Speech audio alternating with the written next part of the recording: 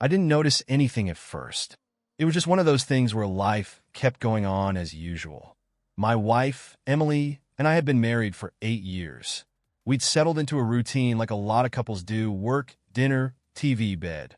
We were comfortable, and though I wouldn't have called our marriage exciting, I thought it was stable. I had no reason to suspect otherwise.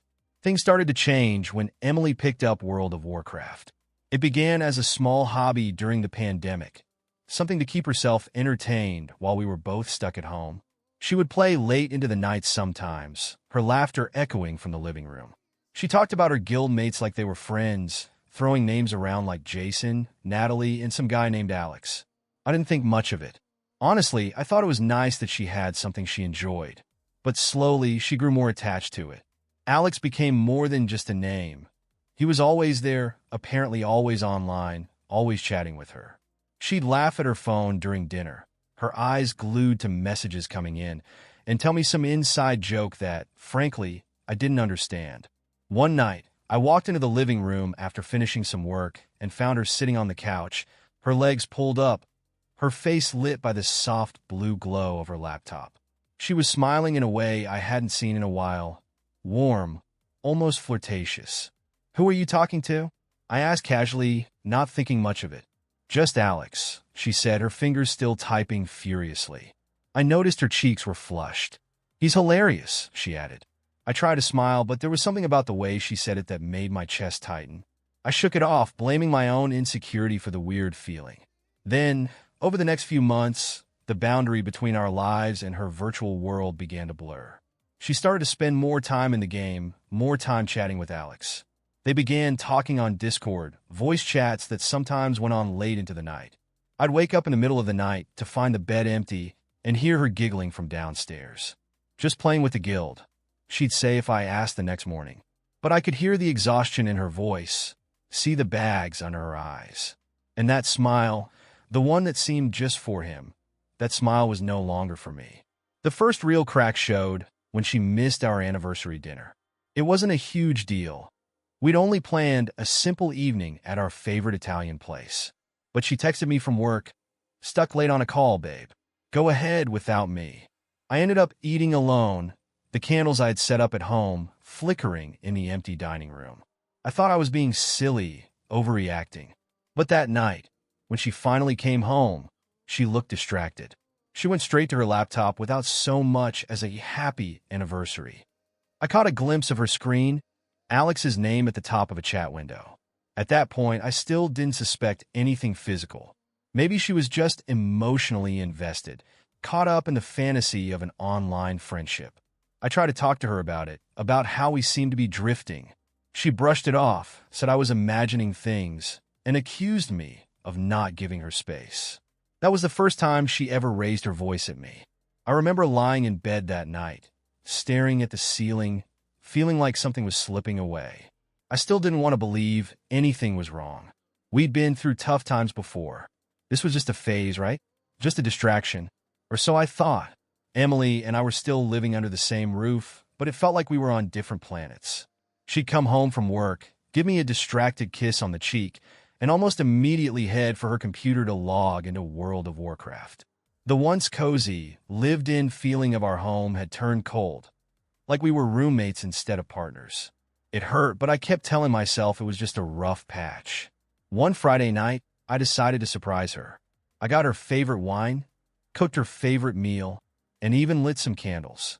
I was determined to show her that I cared, to pull her out of whatever funk she was in, and to remind us both of what we used to have. When she got home, I watched her face light up, and for a moment, I thought I had gotten through to her. "Wow, what's all this?" she said, genuinely smiling. It had been a long time since I'd seen that kind of warmth directed at me. "I thought we could have a nice night together, just us," I said, my heart swelling with hope. She hesitated for a second before giving me a quick kiss. "You're sweet," she said, but I noticed how her eyes flicked over to her laptop. "Let me just check something real quick in the game, okay? Alex wanted to finish a dungeon tonight, and I promised I'd help. It'll just take a minute, and then I'm all yours." I nodded, trying to hide my disappointment. I wanted to be understanding, to not make a big deal out of it. "Sure, just a minute, then we eat, right?" "Right," She smiled and walked to her laptop. The candles had burned low, and the food had long gone cold by the time she finally got up from her chair. It had taken over 2 hours, and I had already eaten alone. I'd drunk most of the bottle of wine myself, the buzz dulling the hurt that was festering inside me. She apologized when she saw me, a weak and insincere "sorry, babe," before wrapping herself around me. But I couldn't feel her there, not really. That night, I went to bed alone, and she stayed downstairs on the couch, chatting with Alex on Discord. I could hear the muffled laughter through the walls, and every chuckle cut into me a little deeper. The worst part was that I knew I wasn't imagining things. Her phone was always locked now, something she had never bothered with before. She started wearing her nicest clothes to work on days I knew Alex wasn't working from home. When I asked her about it, she laughed it off, saying she just wanted to look good for herself. I wanted to believe her, but the excuses were piling up, and the way she talked about him was different. It was almost like she glowed whenever his name came up. One day, I decided to test my instincts. I logged onto World of Warcraft myself, using a character I had made years ago but never really played. I joined the same server Emily was on and watched for her character to pop up online. It didn't take long before I saw her username, followed by Alex's. They weren't just playing the game. Their characters were standing together on the edge of some cliff, doing nothing, just sitting. I typed her character's name in the general chat, just something casual like, "Hey, want to do a quest?" But she didn't respond. A minute later, I saw her move away from Alex and head into a different area. She messaged me in private chat. "Busy, babe. Doing something important with Alex." It was just a game, I tried to tell myself. Just pixels on a screen, 2 avatars side by side. But I couldn't shake the feeling that those pixels were standing in for something more, something that was being taken away from me. Later that week, she told me she was going out of town for the weekend. Some kind of work seminar, she said. I remember the casual way she said it, the way she brushed her hair out of her face while typing something on her phone. She didn't look me in the eye, and her smile felt forced. I knew something was wrong, but I couldn't bring myself to confront her directly. The thought of her actually cheating, of her having someone else, scared me more than I wanted to admit. So I nodded and said I understood, that I hoped she had a good time. I even told her I'd take care of everything at home while she was gone. When she left that Friday evening, I noticed something strange. She didn't pack any work clothes. She threw a couple of casual outfits in her bag, the kind you'd wear on a weekend getaway, not at some business event. The pit in my stomach grew. I watched her drive away, and something snapped in me. The need to know the truth, to stop lying to myself, became unbearable. I opened up her laptop, praying I wouldn't find anything. She hadn't logged out of Discord. There were messages between her and Alex. Long, winding conversations that ran late into the nights. I scrolled up, reading messages full of in-jokes, flirtatious comments, and worse. The words, "I can't wait to see you again," were right there, staring at me, surrounded by a trail of heart emojis. It was clear they had plans. She wasn't going to a seminar. She was going to him. I felt like someone had punched me in the gut. My ears started ringing, and I could barely breathe. I scrolled further up, needing to know more, even though every line hurt more than the last. There were mentions of a hotel, of how much she missed him, of things they wanted to do together. It was like a nightmare, but I couldn't wake up. My hands shook as I closed her laptop. I wanted to smash it, throw it against the wall, anything to make the messages disappear. But I knew I needed to stay calm, to think this through. I had to know for sure what was happening. I needed proof, not just for myself, but for whatever came next. That night, I barely slept. The bed felt emptier than it ever had, and I stared at the ceiling, wondering where Emily was, what she was doing, if she was with Alex at that very moment.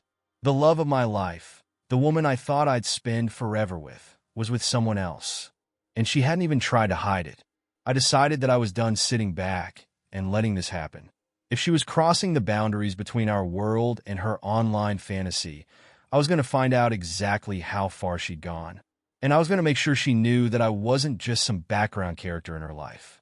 The next morning, I woke up with a grim determination I hadn't felt before. I couldn't let things continue this way, not without answers. I decided that I needed evidence, real, undeniable proof of whatever it was that Emily was doing with Alex. It was time to take a step further, no matter how much it hurt. I started small. I used to find my feature on Emily's iPhone while she was supposedly away for her work seminar. I watched the little icon move.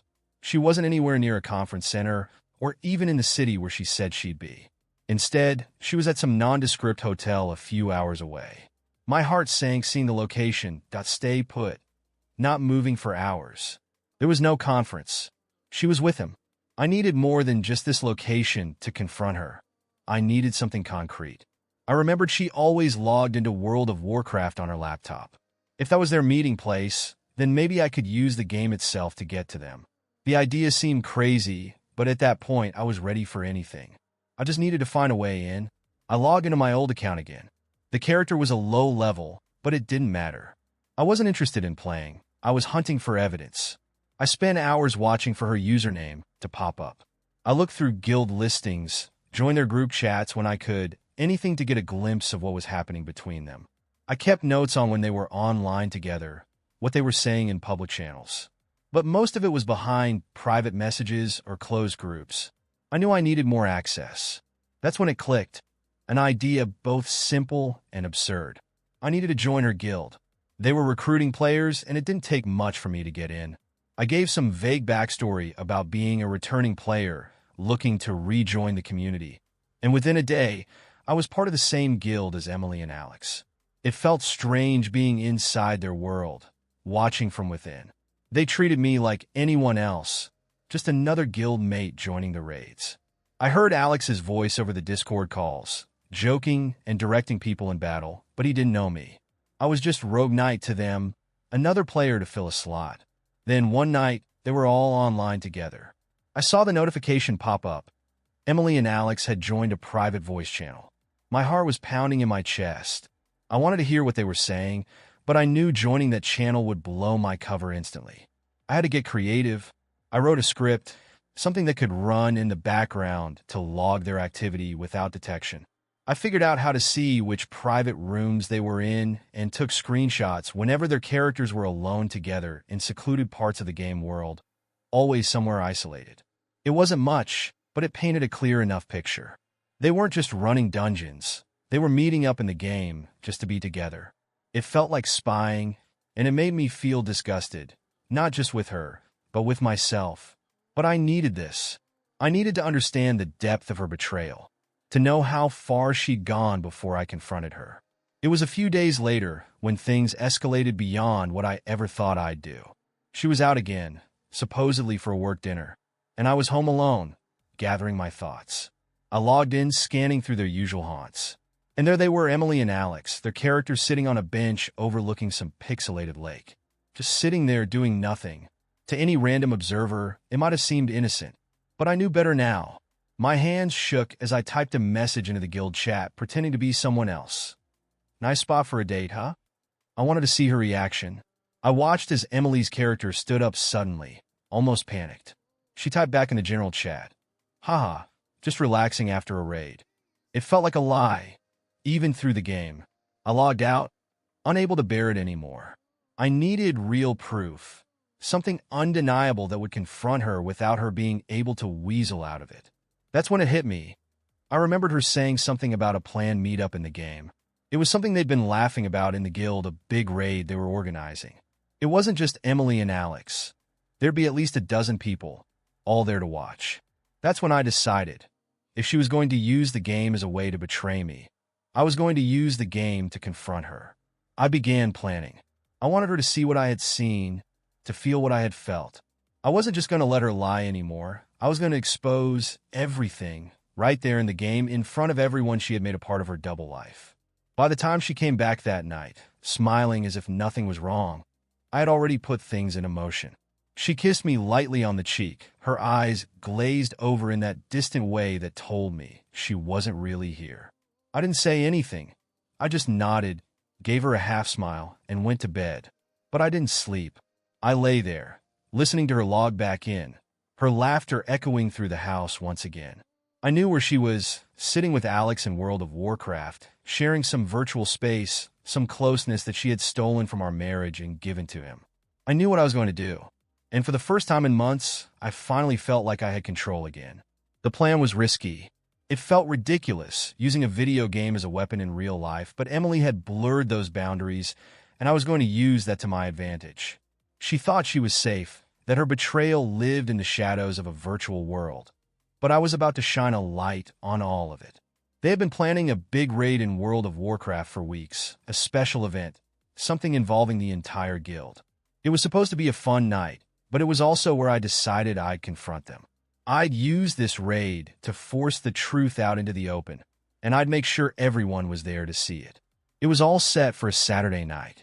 Emily had been excited all week, talking to me in the most normal way she could muster, clearly not knowing that I was inside their guild, part of her virtual life. She told me she'd be busy that evening, that there was a special event she couldn't miss. I played along, acting like I was totally oblivious. I said I'd probably catch up on a movie or two, that she should have fun. When Saturday finally came, she sat down at her laptop right after dinner, her face lighting up as she put her headset on. I knew she was logging in to be with Alex. I watched her from the kitchen, pretending to wash dishes, her fingers tapping away on her keyboard, her face lost in a smile I hadn't seen directed at me in a long time. I went to the bedroom and turned on my own computer, logging into World of Warcraft under my anonymous character.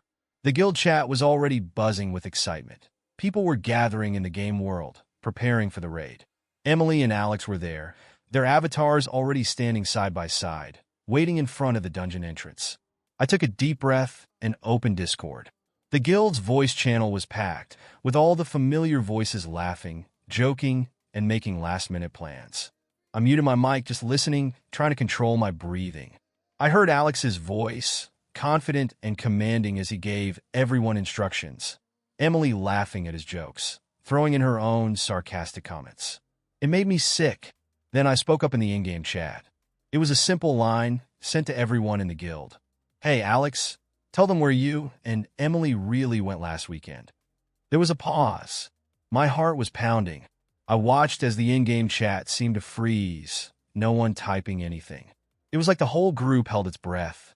I could almost hear the tension build through the silence. Then Alex typed, "Huh? What are you talking about?" But I wasn't done. I had prepared screenshots, images from our Discord chat, showing their private conversations, the flirting, the plans they'd made to meet up in real life. I linked them in the chat for everyone to see, one after another. The voice channel exploded. I heard people gasping, whispering, some awkwardly laughing, others confused. Emily's character stopped moving altogether. She was frozen in place, probably staring at her screen in shock. I could almost see her eyes widen, her face going pale as she realized what was happening. "Emily," Alex's voice came through the chat, sounding unsure now. "Is this real?" I felt a dark satisfaction as I heard the uncertainty in his voice. It was the first crack in their perfect fantasy. And then Emily spoke, her voice shaky.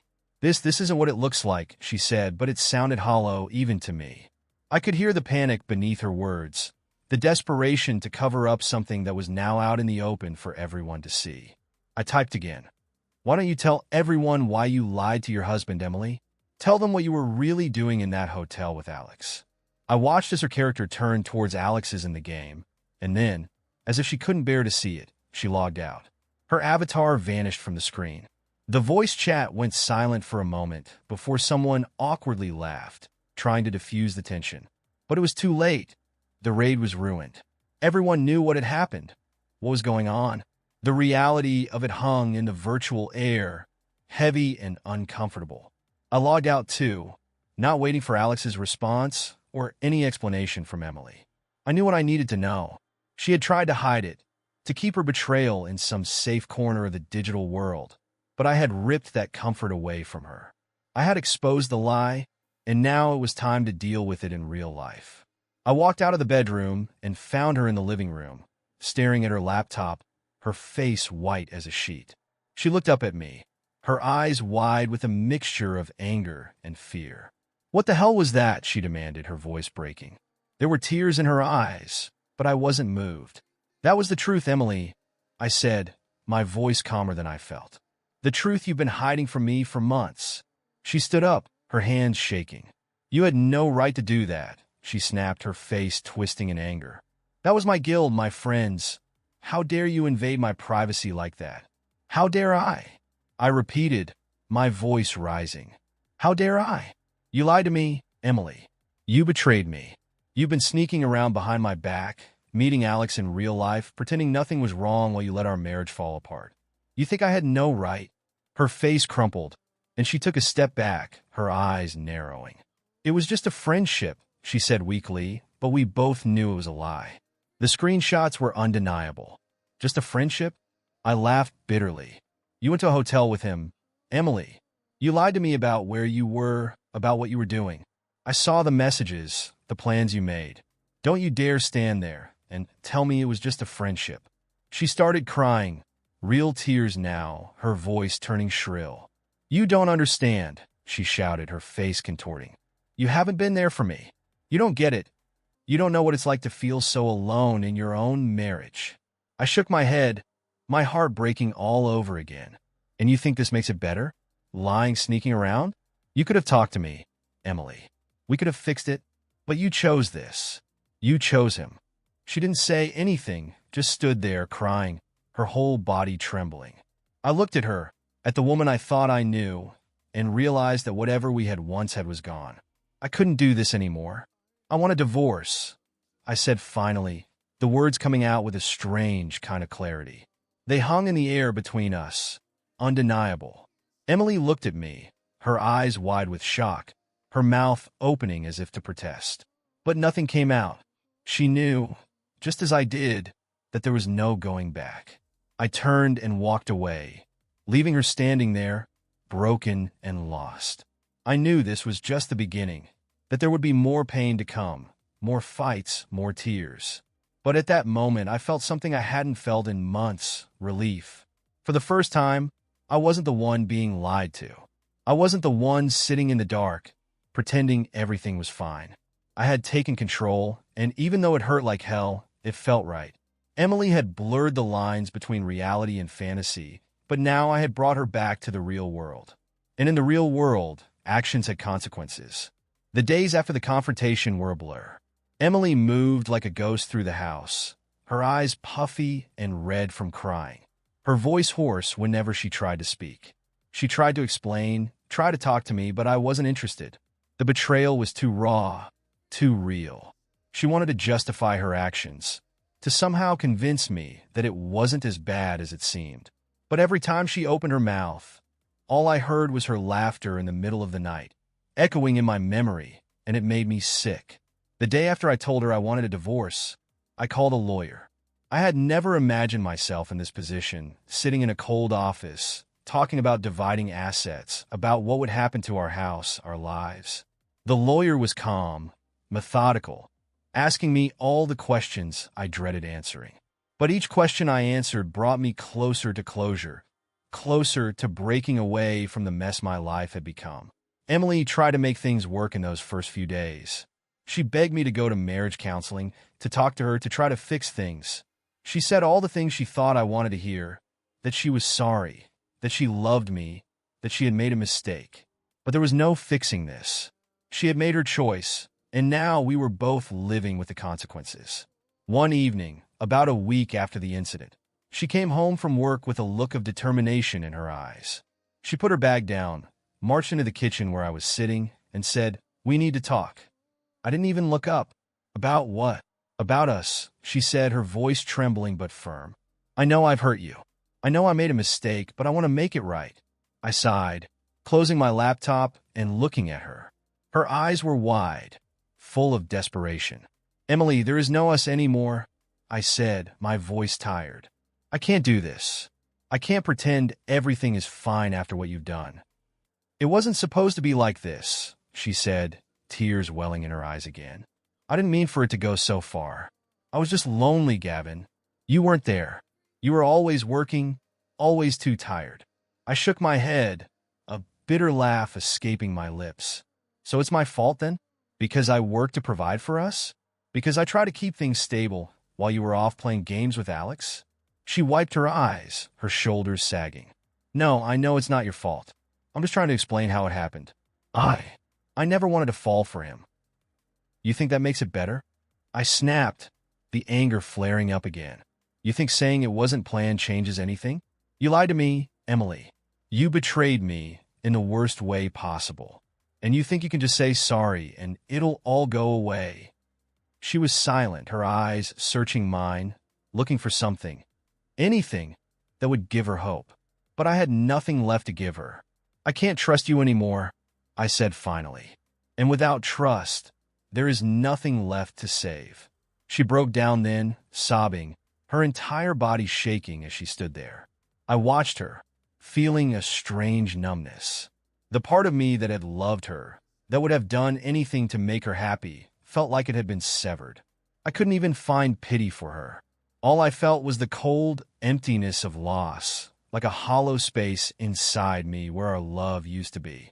She stayed in the house that night, but we were strangers now.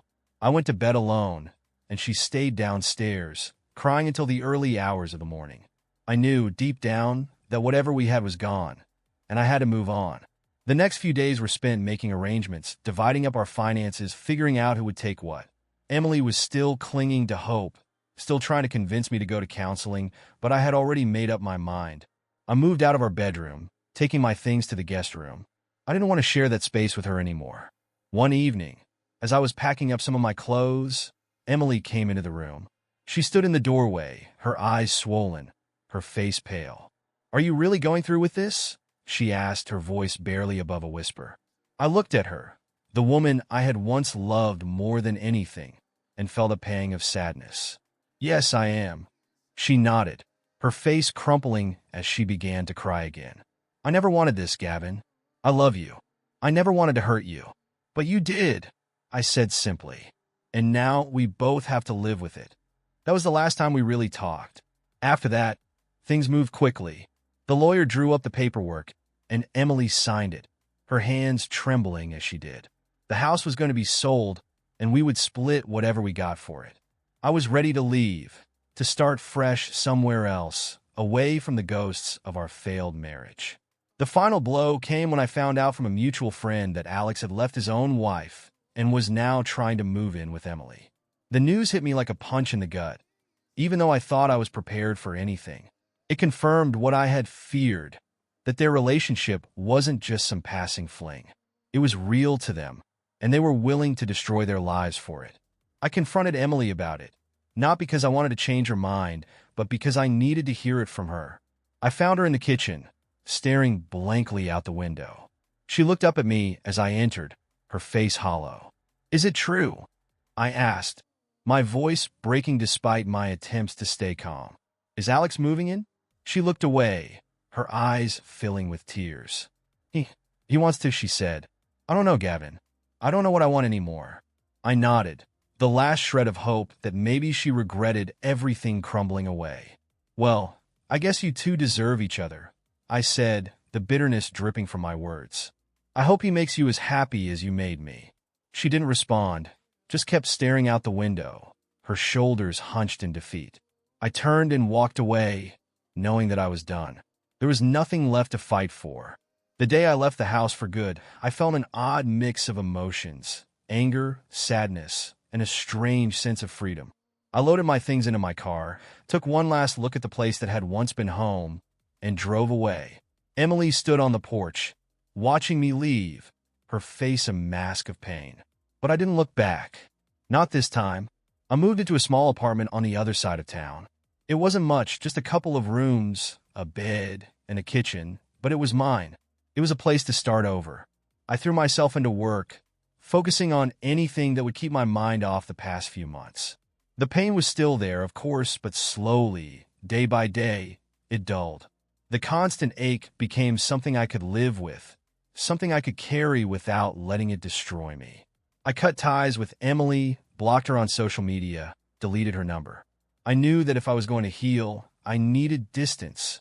I needed to move on without her in my life. Occasionally, I heard things through mutual friends, that she and Alex were struggling, that the reality of their relationship wasn't living up to the fantasy. I took no joy in it, but I felt no sympathy either. They had made their choices, just as I had made mine. It wasn't easy, but slowly I began to rebuild my life. I found solace in new hobbies, in reconnecting with old friends. I started going to the gym, focusing on myself for the first time in years. And bit by bit, I started to feel like myself again, like someone who deserved love, who deserved better than the lies and betrayal that had defined my marriage. I knew I still had a long way to go, but for the first time in months, I felt like I was heading in the right direction. Emily was a chapter that had ended, a painful part of my past that I had to leave behind. And as much as it hurt, I knew that I was better off without her.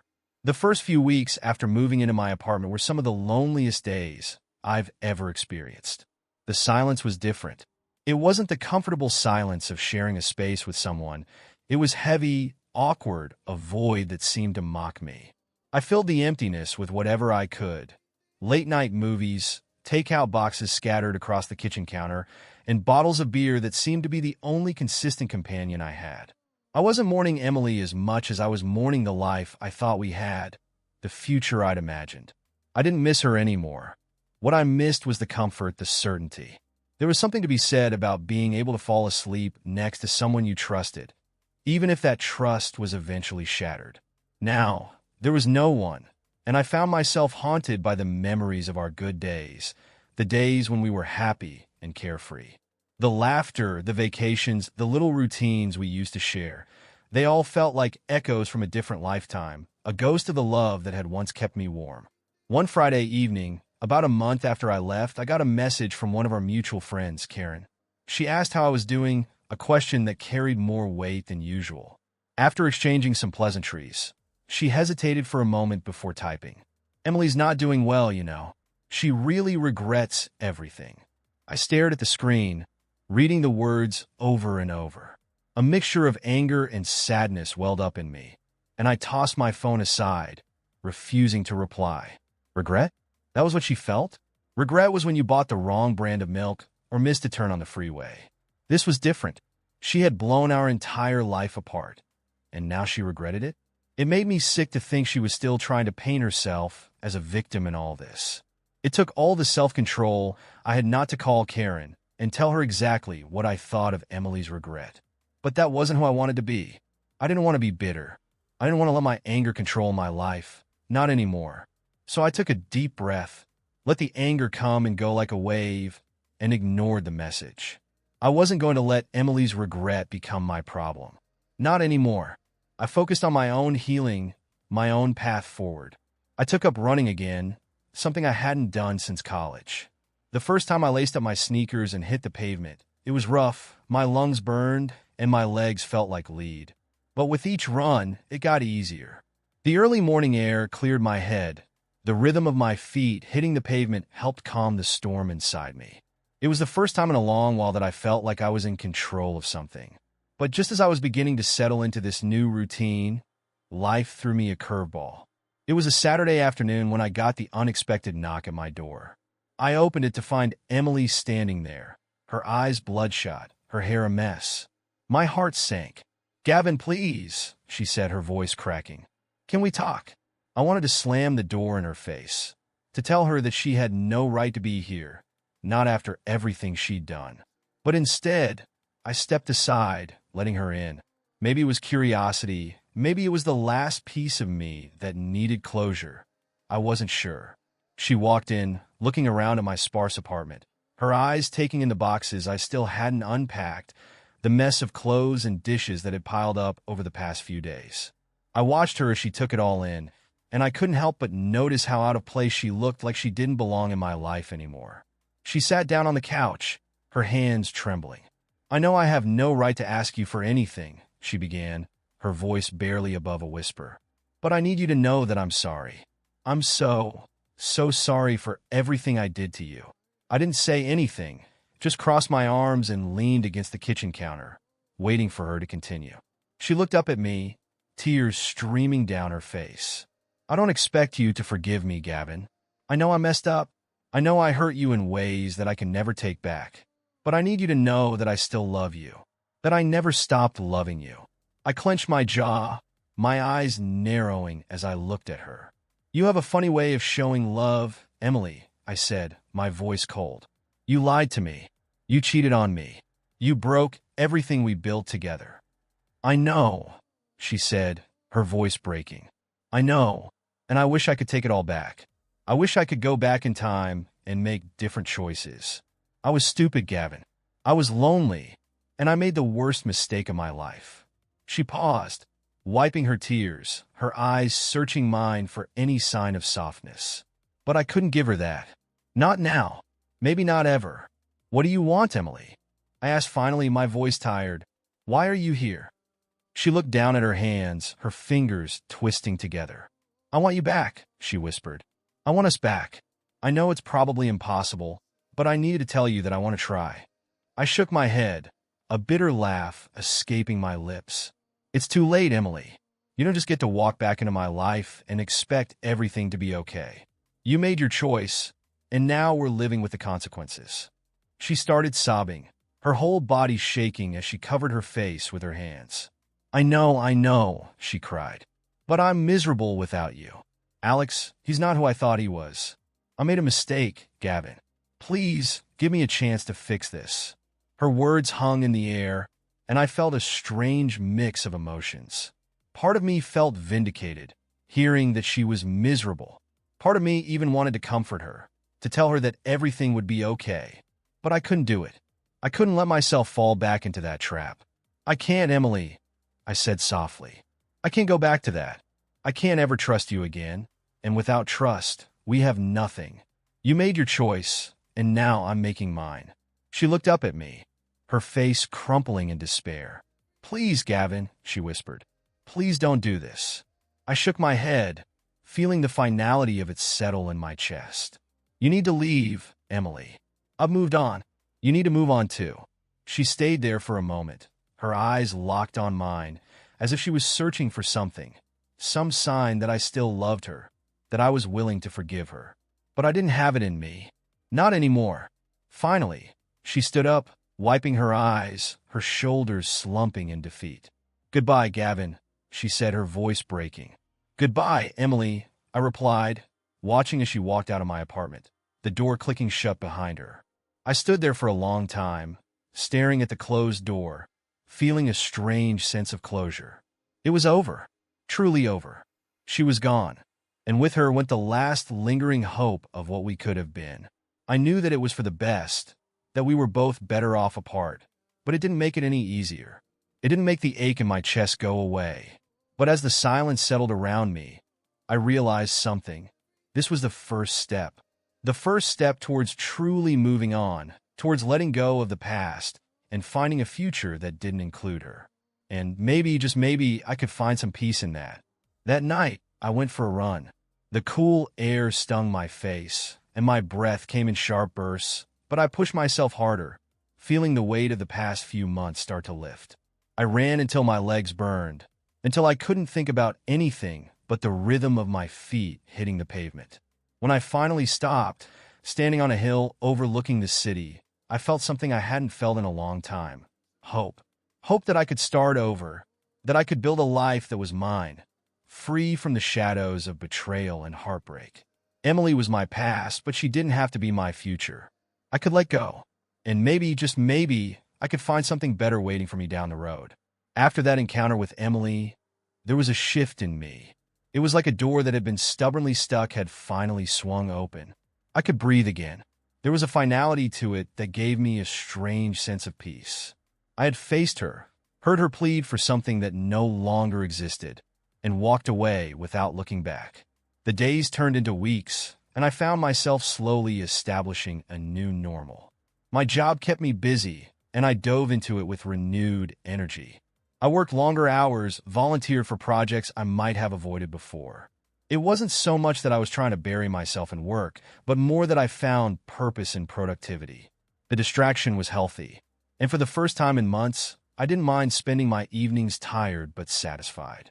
My apartment, once a mess of unpacked boxes and clutter, started to come together. I bought a proper dining table, hung up some artwork, made it feel like a place I actually wanted to live. I wanted it to feel like home, a real home, even if it was just for me. It was strange at first, decorating a space without considering someone else's tastes or preferences. But slowly, I began to enjoy it. It was liberating to pick what I liked without worrying if Emily would approve. My mornings had also changed. I still ran, But now was different. Less like an escape and more like a ritual, something to look forward to. I began running with a small group I met at the local park. It started with a friendly wave here and there, and before long, I was meeting up with them every Saturday morning. There was something about the camaraderie, the shared exhaustion, that felt good. I wasn't just alone with my thoughts anymore. I was part of something, even if it was just a group of strangers turned friends. One of those mornings, after a particularly grueling run, one of the group members, a guy named Tom, mentioned grabbing breakfast at a local diner. I hesitated at first, but Tom was insistent. "Come on, man. You can't just run and not eat afterward. You'll starve to death," he said with a grin. I ended up going, and that breakfast turned into a weekly tradition. Every Saturday, we'd run, then we'd eat, and we'd talk about everything and nothing. It was simple, but it made me feel connected, like I was part of the world again. It was during one of those breakfasts that I met Amanda. She was sitting at the counter, reading a book, her coffee steaming in front of her. Tom, ever the social one, noticed her glancing at our table a few times and decided to strike up a conversation. He waved her over, asking what book she was reading. She smiled, shy at first, but eventually joined us at the table. Amanda had kind eyes.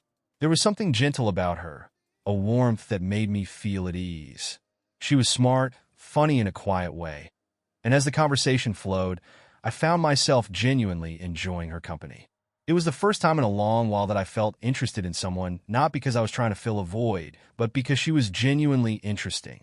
We ended up exchanging numbers. It was innocent, just friends, or so I thought. But as the days went by, we started texting. Little things at first, a joke about something that had happened during breakfast, a recommendation for a movie she thought I'd like. Slowly, those messages turned into longer conversations. We'd text late into the night, and I found myself smiling at my phone in a way I hadn't in years. I was cautious. The scars from Emily were still there, and I wasn't ready to jump into anything serious. But Amanda didn't push. She seemed content to let things unfold naturally, to let me take my time. It was refreshing. There was no pressure, no expectation, just a quiet understanding that whatever was happening between us was good. One Saturday, after our usual run, Amanda suggested we go for a walk instead of breakfast. It was a warm day, the sun shining, and we strolled through a nearby park, talking about everything from work to childhood memories. She was easy to talk to, her laughter light and genuine. As we walked, our hands brushed a few times, and eventually, she slipped her hand into mine. It was such a simple gesture, but it made my heart swell. It was the first time in a long time that I felt that kind of warmth, that kind of hope. I told Amanda about Emily. Not everything, but enough. I wanted her to know what I'd been through, why I was guarded. She listened without judgment, her eyes kind, her hand never letting go of mine. "You deserve to be happy, Gavin," she said softly. "Whatever happened in the past, it doesn't define you." Her words stayed with me. Maybe I did deserve to be happy. Maybe, despite everything that had happened, there was still hope for me, still a chance for something real, something that wasn't built on lies and betrayal. Over the next few weeks, Amanda and I grew closer.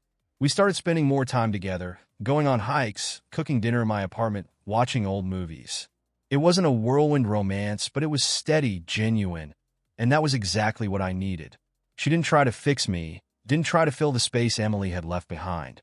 She was just there, and for the first time in a long time, I felt like I could breathe easily. Emily tried to reach out a few more times.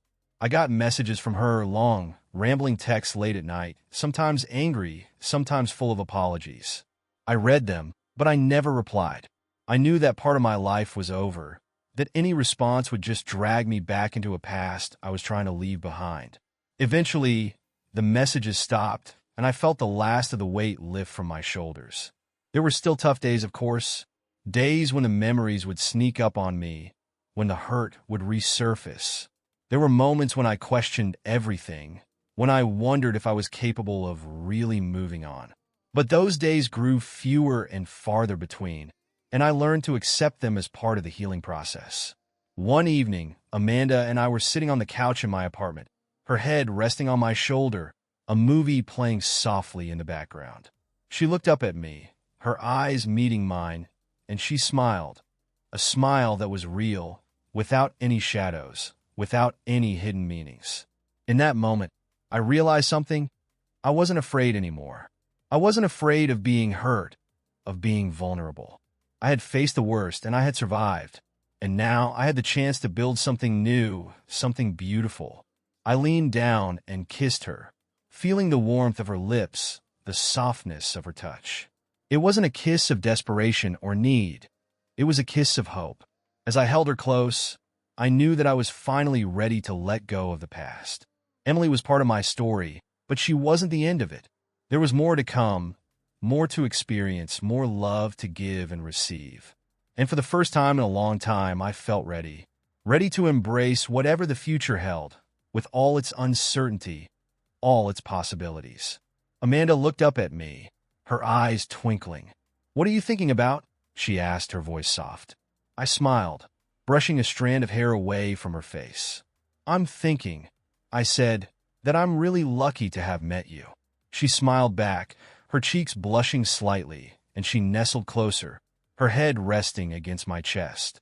And as I wrapped my arm around her, holding her close, I knew that this was where I was meant to be. Not in the past, not in the shadow of betrayal, but here, in the present, with someone who made me feel alive again. For the first time since my world had fallen apart, I felt like it was coming together again. Maybe not in the way I had imagined, maybe not with the person I thought it would, but in a way that felt right, in a way that gave me hope for the future. And that was enough. Amanda brought a sense of calm to my life that I didn't even know I needed. As our relationship deepened, we began creating a new rhythm together. Weekend hikes, lazy Sunday mornings at the diner, weekday dinners where we'd cook together and talk about our day. The simplicity of it all was a refreshing change from the chaos that had defined my life for the past year. With Amanda, there were no lies, no secrets, only warmth and openness. Yet there were still moments where the past weighed heavily on me. The memories of what Emily had done, the betrayal I'd experienced, they weren't things I could just forget. Some nights, I'd wake up, my heart pounding, as if I had just relived the moment I'd found out about her affair. Amanda never pushed me to talk about it, but whenever she noticed the tension in my shoulders, or the way my gaze would turn vacant, she'd reach out, her fingers lightly brushing against mine, bringing me back to the present. One such night, I woke up drenched in sweat. It had been a nightmare, a replay of Emily's confession, the pleading in her eyes, the feeling of betrayal that seemed to cut right through me. I sat up in bed, my breathing ragged. I tried to remind myself that I was safe, that the past couldn't hurt me anymore. Amanda stirred beside me, her eyes fluttering open. She sat up, still half asleep, and looked at me, her brows furrowed with concern. "Gavin," she whispered, her voice thick with sleep. "Are you okay?" I nodded, not trusting my voice. I felt ashamed, like I was weak, like I was letting the past control me all over again. But Amanda didn't ask any questions. She just moved closer, wrapping her arms around me, her head resting on my shoulder. Her presence was grounding, like an anchor that kept me from drifting into the darkness of my memories. "I'm here," she said softly, her voice barely above a whisper. "You're okay, Gavin." I closed my eyes, letting out a shaky breath, and leaned into her touch. The warmth of her embrace slowly pushed the nightmare away, replacing the bitter memories with something far sweeter. It was moments like this that reminded me how lucky I was to have found someone like her. Someone who could understand without needing an explanation, who could comfort me without words. The next morning, Amanda made us breakfast, pancakes, scrambled eggs, and coffee. She had insisted on letting me sleep in, saying I deserved some rest after the rough night. I woke up to the smell of freshly brewed coffee and found her standing in the kitchen, humming along to the radio, her hair tied back messily. "Good morning," I said, leaning against the doorframe and watching her. She looked up and smiled, her eyes lighting up. "Morning, sleepyhead," she teased. "I thought I'd surprise you with breakfast." I walked over to her, wrapping my arms around her from behind and resting my chin on her shoulder. "It smells amazing," I said, breathing in the scent of the pancakes. There was something so comforting, so domestic about this moment. It was exactly the kind of peace I had longed for. She tilted her head to look at me. "I was thinking," she began, her voice soft. "We could take a trip, just the two of us. Get away from everything for a bit." "A trip?" I asked, a smile tugging at my lips. "Where did you have in mind?" "Anywhere," she said, turning around in my arms. "Maybe up to the mountains, or even just a weekend by the lake. I think it'd be good for both of us." The idea of leaving behind the city, of escaping all the familiar places that held painful memories, was appealing. It felt like a chance to truly start fresh, to leave everything behind, if only for a little while. I nodded, smiling down at her. "I'd love that." And so, we planned our trip. It was just a small getaway. 2 nights in a cabin by a lake, nothing extravagant. But it was the perfect escape. Amanda booked the cabin, and a few days later, we packed up my car and set off. The drive itself felt like a release. Windows down, music playing, the wind blowing through our hair. Amanda sang along to the songs, her laughter ringing out whenever I tried, and failed, to hit the high notes. It was freeing, this feeling of leaving behind the weight of the past, even if it was just for a weekend. The cabin was beautiful, small, cozy, nestled right by the edge of the lake. The first thing we did was drop our bags and head out to the dock, our feet dangling over the edge as we sat side by side, watching the sun set over the water. The sky was a brilliant orange, fading into soft pinks and purples, and for the first time in what felt like forever, I felt at peace. Amanda leaned her head against my shoulder, her fingers lacing with mine. "This is perfect," she whispered. I looked down at her. The way her eyes seemed to reflect the colors of the sunset, and I felt my heart swell. It was perfect. She was perfect. And in that moment, I knew that I was finally ready to let go of the pain, to stop letting the betrayal define me. I had found someone who truly cared for me, someone who was willing to face the darkness of my past with me, and I wasn't going to let fear hold me back. "Thank you," I said softly, my voice catching, "for being here, for everything." Amanda looked up at me, her eyes softening. She smiled, lifting a hand to my cheek. "I'm not going anywhere, Gavin," she said. "You're stuck with me." I leaned down, pressing my lips to hers, and felt the warmth of her kiss, the promise it held. It wasn't the kind of love I had once believed in, the fairy tale kind that was meant to be easy and effortless. It was a love that had grown out of pain and loss, a love that understood what it meant to be broken. And that, I realized, made it all the more real. The rest of the weekend was simple, but wonderful. We hiked through the woods, took the canoe out on the lake, and spent our nights by the fire, talking about everything and nothing. There were moments when I could feel the shadow of my past creeping in. The memory of Emily's betrayal, the fear of being hurt again. But Amanda was always there, her smile, her touch, her presence pulling me back to the here and now. She was my anchor, my reminder that there was still so much beauty left in the world, so much love left to give. When we returned to the city, I felt different, lighter, like I had left something behind in that cabin, some part of myself that I no longer needed to carry. The nightmares still came every now and then, but they were less frequent, less painful. And when they did come, I knew that I wasn't alone. I had Amanda, and I had myself. I had survived the worst of it, and I had found something beautiful on the other side. A few weeks after our trip, I got a call from a friend who had helped me through the divorce. He wanted to catch up, and I agreed to meet him at a bar downtown. It was a place I hadn't been to since before everything had happened, and walking in felt strange, like I was stepping back into a version of myself I no longer recognized. We sat at the bar, talking and laughing, and for a while it felt like old times. But then, out of the corner of my eye, I saw her, Emily. She was sitting at a table across the room, her eyes downcast, her shoulders hunched. She looked up and caught my eye, and for a moment, we just stared at each other. She looked different, smaller, somehow more fragile. There was no anger in her eyes, no bitterness, only sadness. She didn't come over, and I didn't make a move to talk to her.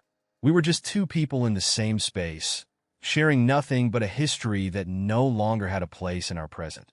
I turned back to my friend, focusing on our conversation, on the laughter, on the warmth of the moment. Emily was part of my past, but that's where she belonged. I had a future now, one that was worth fighting for, one that was full of love and hope. When I got home that night, Amanda was waiting for me, her face lighting up when she saw me. I walked over to her, wrapping my arms around her, holding her close. She looked up at me, her eyes questioning. "Everything okay?" she asked. I smiled, kissing her forehead. "Everything's perfect," I said. And for the first time, I truly meant it. I had found my balance, my peace, and I wasn't going to let anything take that away from me. Not anymore. After that brief encounter with Emily, it felt as if the last door to my past had closed. Seeing her there in that bar, just a figure from a life that no longer had any hold on me, was the final step I needed to take to truly let go.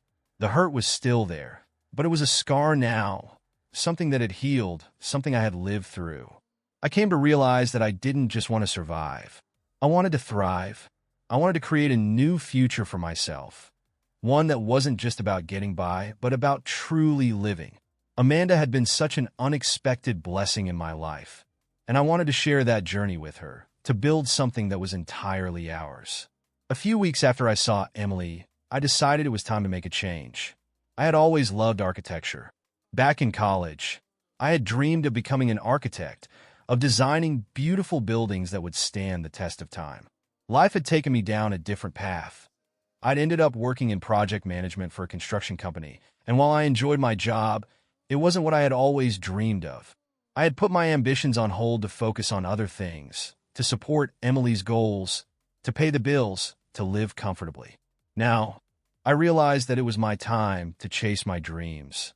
One evening, while Amanda and I were sitting on the couch, I brought it up. "I've been thinking," I said, keeping my voice casual, though my heart was pounding. "I might want to go back to school." Amanda looked at me, her eyes widening. "School?" she asked, her lips curving into a smile. "For what?" "I want to finish my architecture degree," I said, the words feeling both thrilling and terrifying. "I never did it, you know. Life got in the way, and I guess I just let that dream slip away. But I think I want to do it now. For me." Her smile grew, and she set down the cup of tea she had been holding. "Gavin, that's amazing," she said, her eyes sparkling with excitement. "You should absolutely do it. You'd be incredible." Hearing those words felt like a weight lifted off my shoulders. Amanda had always supported me, always believed in me, but this felt different. This was about something I wanted to do for myself, something that wasn't about proving anything to anyone else. It was about finding my own happiness. The following days were a whirlwind of research and planning.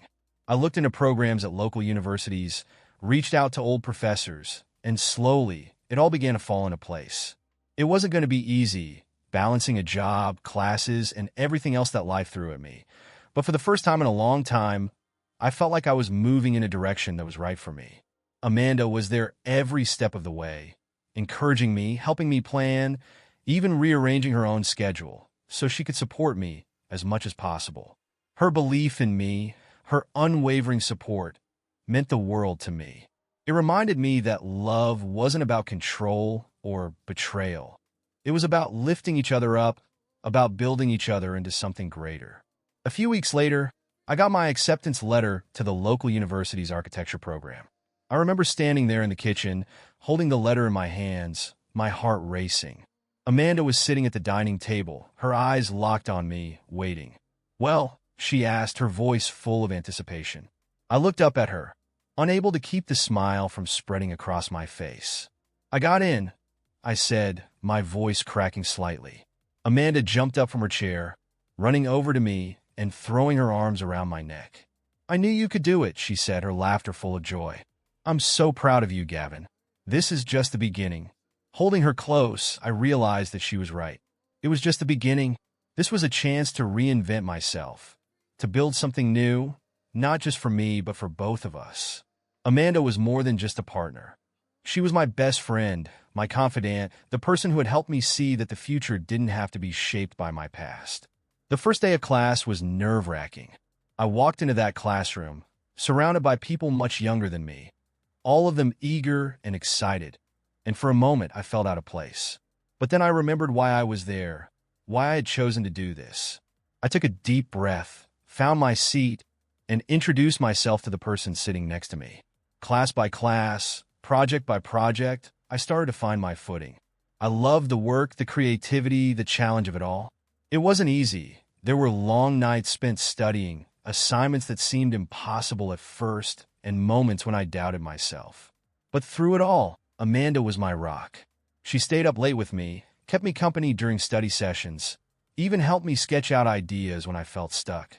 My relationship with Amanda continued to flourish. We weren't rushing into anything. We both knew that there was no need to.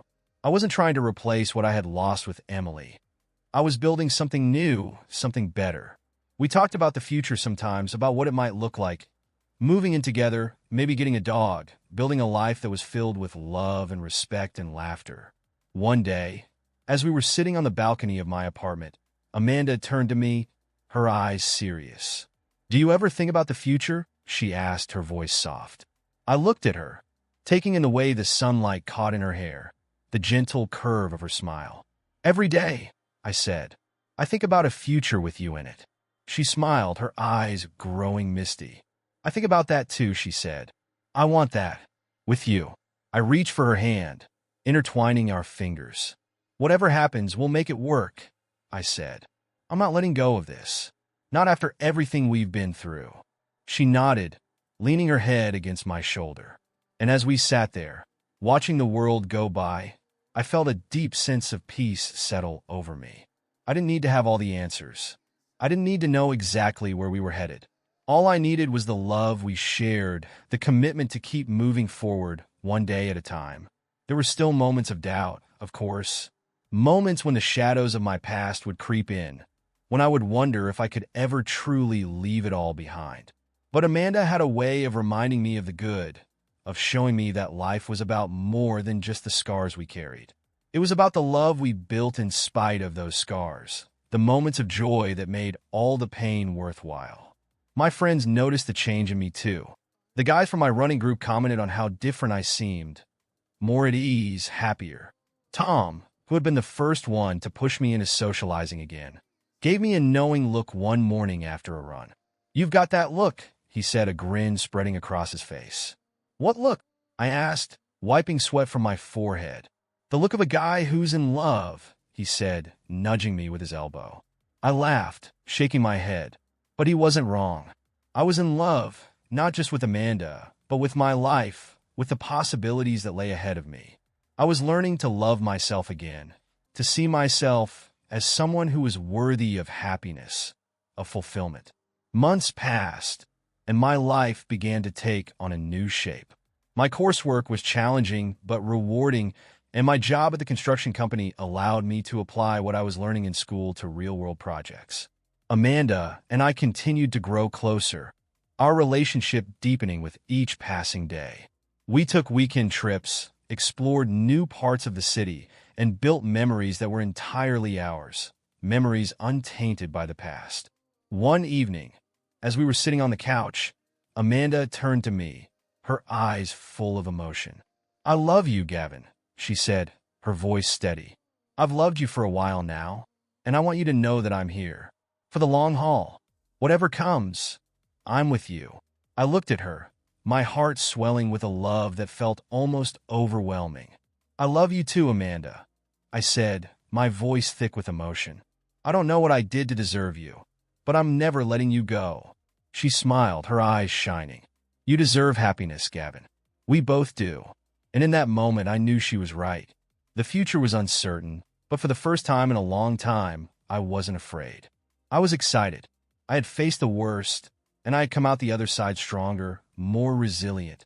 I had found love again, and I was ready to embrace whatever came next. This was my life, a life built on hope, on love, on the strength to keep moving forward. And with Amanda by my side, I knew that anything was possible. Together, we were reinventing the future, one full of promise, one that was ours to create. A year had passed since I first made the decision to go back to school, to leave behind the weight of the past and embrace a new future. It had been a year filled with growth, love, and transformation. Life wasn't perfect, and there were still moments when the shadows of betrayal would creep in, but those moments had become fewer and farther between. What had once felt like a scar, that would never heal now, felt like just a memory, a reminder of where I had been, but not who I was. Amanda and I had continued to build our life together, taking it step by step, never rushing anything. She had moved in with me a few months ago, and I couldn't believe how natural it felt. Our mornings were spent cooking breakfast together, our evenings filled with laughter as we curled up on the couch to watch TV. We even adopted a dog, a scruffy little rescue named Max, who had quickly become the center of our home. He brought a playful energy to our lives, a joy that made every day just a little bit brighter. School had been demanding, but I loved it. I loved the challenge, the creativity, the late nights spent sketching out designs, the camaraderie with my classmates. I had made friends, connected with people who shared my passion, and slowly but surely, I began to feel like I was on the right path. I was doing this for me, and that made all the difference. Amanda and I were sitting on the couch one evening, Max curled up between us, his head resting on my leg. The apartment was quiet, the soft glow of the lamp casting a warm light over the room. Amanda looked over at me, her eyes full of that familiar warmth that always seemed to melt away any lingering doubts.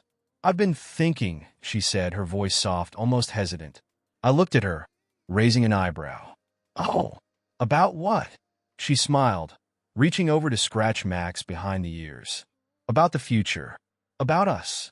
I know we've talked about it before, but I've been thinking, I want to make it official. I want us to be a family. You, me, Max. I want to marry you, Gavin." The words took my breath away. I had thought about it, of course. I'd thought about it more times than I could count. But hearing her say it, hearing the conviction in her voice, made it real. My heart swelled, and I felt a lump form in my throat. I reached over, taking her hand in mine. "Amanda," I began, my voice cracking slightly. "I've wanted to ask you the same thing for a long time. I wasn't sure if you were ready. If we were ready." She looked at me, her eyes shining. "I'm ready. I've never been more sure of anything in my life. I love you, Gavin. I want to spend the rest of my life with you." Tears pricked at the corners of my eyes, and I nodded, unable to find the words. Instead, I leaned forward, capturing her lips in a gentle kiss. It was a kiss filled with love, with hope, with the promise of everything that was yet to come. When we pulled back, I looked into her eyes and I smiled, my heart pounding with joy. "Then let's do it. Let's get married."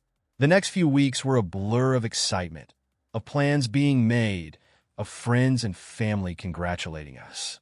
We didn't want anything extravagant, just a small ceremony, surrounded by the people who mattered most to us. The idea of standing in front of those we loved, of making those promises to each other, was enough. We didn't need anything more than that.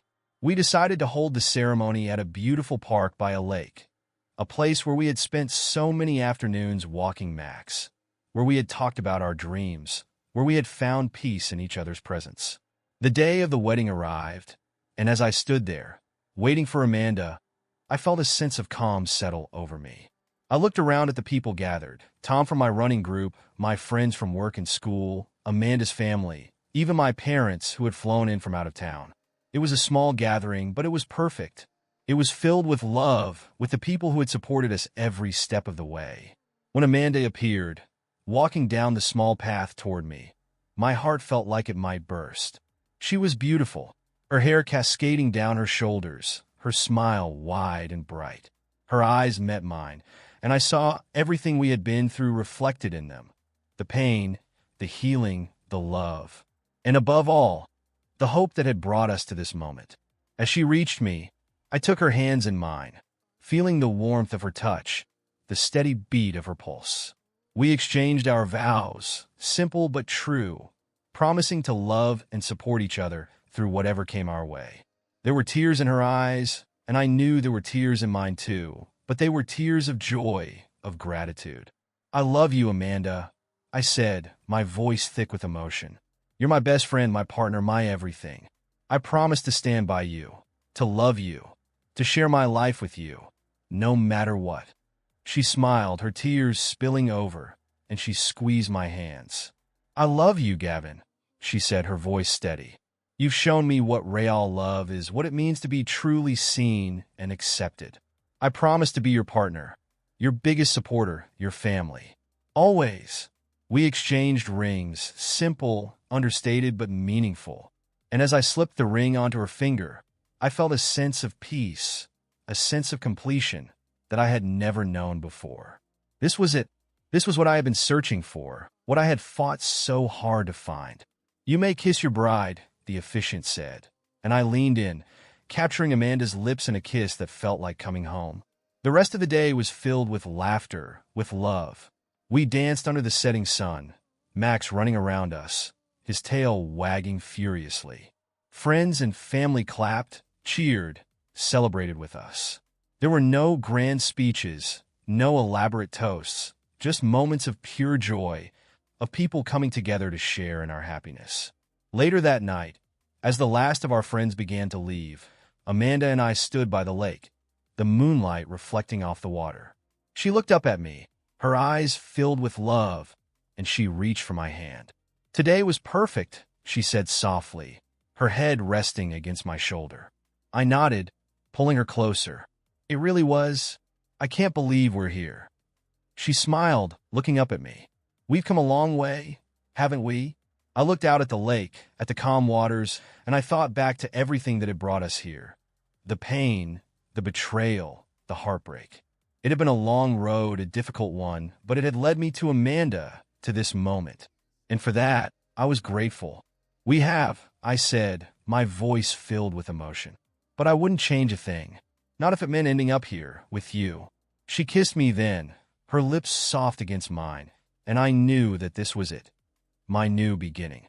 A life built not on lies or broken promises, but on love, trust, and hope. Amanda had shown me that I could love again, that I could build a future that was full of joy and light. And now, as I held her close, I knew that the best was yet to come. This was the start of our journey, one that we would walk together, hand in hand, ready to face whatever the world had in store for us. And for the first time in a long time, I wasn't afraid of what lay ahead. I was ready to live, to love, to embrace every moment of this beautiful, messy, unpredictable life. Ready to build a future with Amanda, one filled with laughter, with adventure, with everything we could dream of. And as we stood there, the night quiet around us, I knew, without a doubt, that I was finally where I was meant to be.